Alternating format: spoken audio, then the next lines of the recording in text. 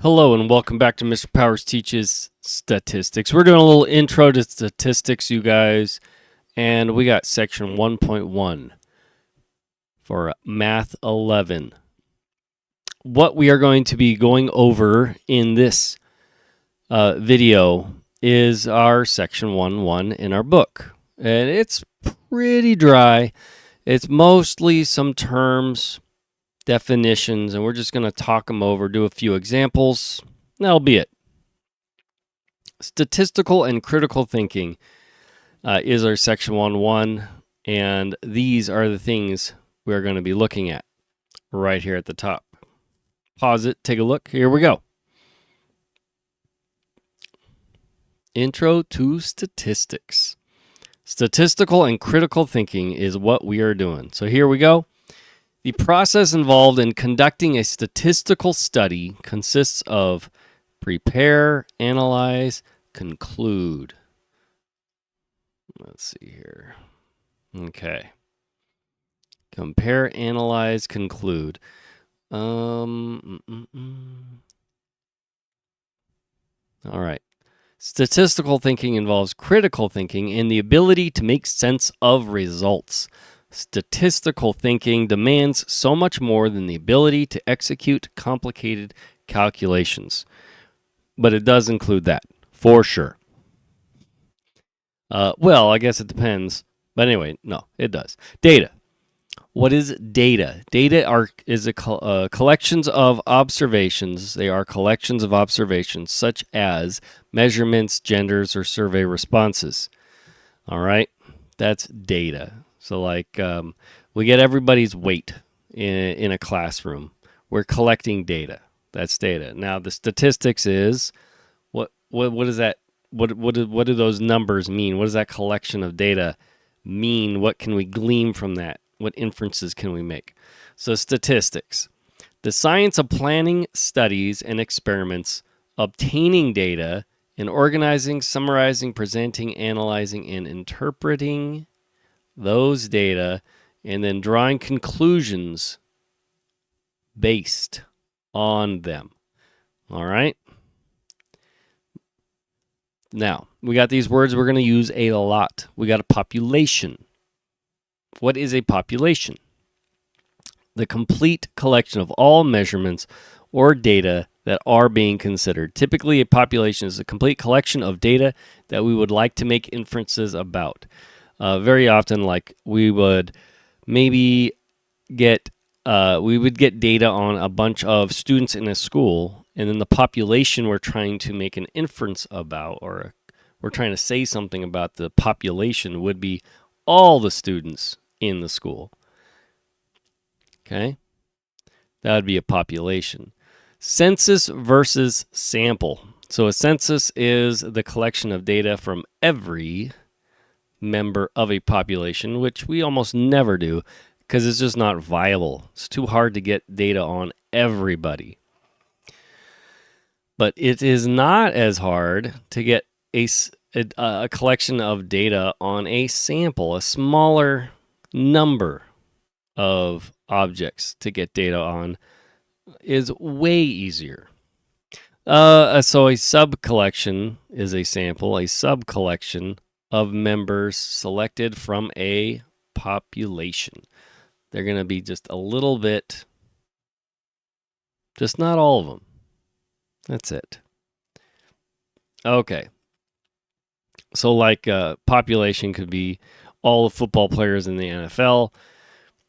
But our sample that we're going to use is we're going to take a look at, 5 of the teams. There's our sample. And we're going to, get the heights of everybody on those teams. See what we can see. So here's an example. Watch what you post online.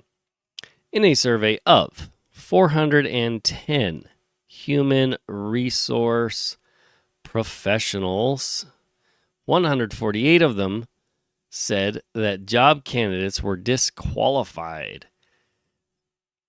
because of information found on social media postings. Whew, that's a lot. I wonder how many times I've been disqualified for my social media posts. Not a lot. Go ahead and try to find me. I dare you. Anyway, moving on. So we were just talking about population and sample. So what's a population? Population would be human resource professionals. Our sample was the 410 human resource professionals we actually talked to.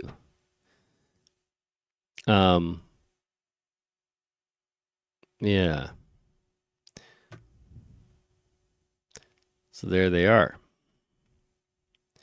That one is a little tricky because you think, well, weren't we talking about people, job candidates? No, we weren't.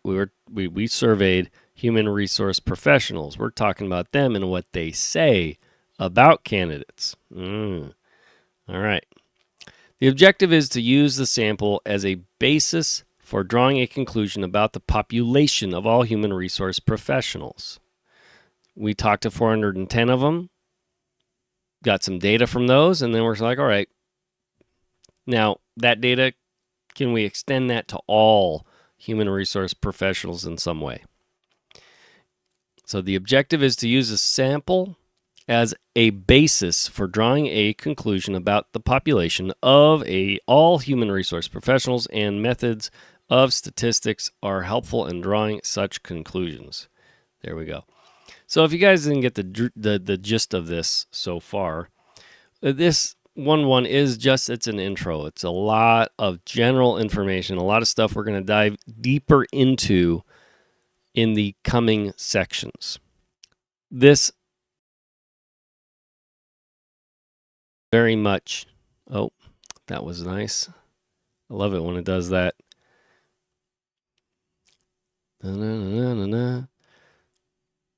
There we go.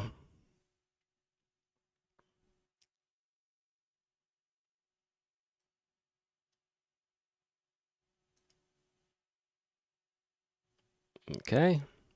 Now hold on one second. And we're back. All right. So anyway, what's general gist of what we do in statistics? This is it. Prepare, analyze,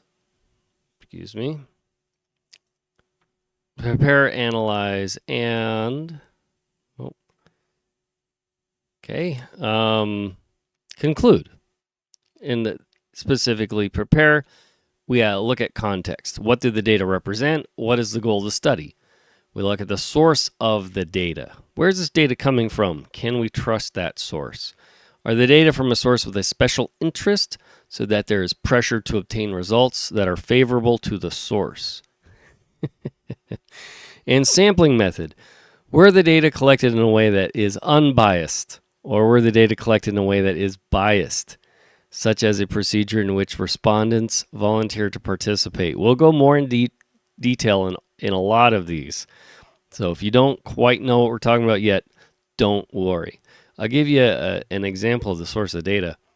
There was this law passed recently in the colleges that forced the colleges to offer stats classes to all incoming students, whether or not they would have tested into stats. Maybe they would have tested into pre-algebra or arithmetic.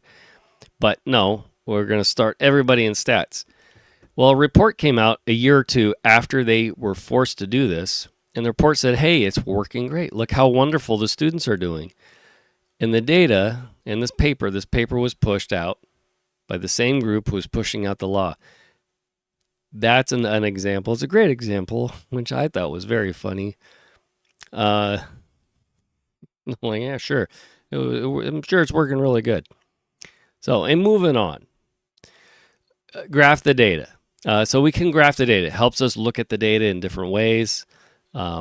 Maybe see something we couldn't see just by looking at the numbers. Make a visual representation of the data. Helps a lot. Explore the data. So look at outliers. Look at statistical, and what important statistics summarize the data. So anyway, look at the mean, the standard deviation, maybe the median. Okay, there are other little pieces of info on the data that are useful. How are the data distributed? Are there missing data? Did many selected subjects refuse to respond? That's something that happens. I'm one of those guys who never responds. Yeah, I just don't want to. So I'm not gonna. Apply statistical methods. Use technology to obtain results. And I will be teaching you guys that. Conclusions. We conclude significance. And we're going to talk a little bit about that today. Was there statistical significance? Most of the time, that's what we care about. Is there practical significance? Obviously, hopefully, we're not wasting our time with something that doesn't have practical significance. But you never know. All right. So back to all this wonderful stuff here. So let's do an example of prepare. Here we have a small table comparing shoe print lengths and heights of 8 males.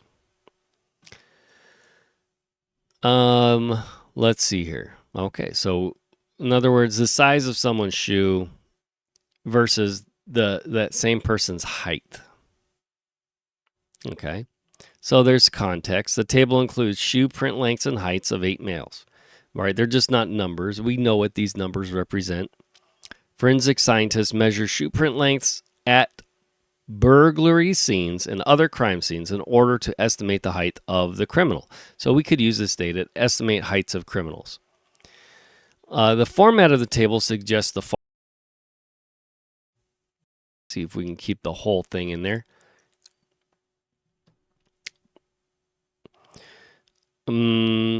Determine whether there is a relationship between shoe print lengths and heights of males. The goal suggests reasonable hypothesis. Males with larger shoe print lengths tend to be taller. We are using data for males only because 84% of burglaries are committed by males. And looking at the data, it looks like shoe print gets higher, 27 to 29. The height gets higher, 172 to 175. And it seems like that trend keeps going. There's a little bit of a difference here, 30-ish to 31. It got a little smaller here, 178 to 176. But overall, it's getting higher and higher.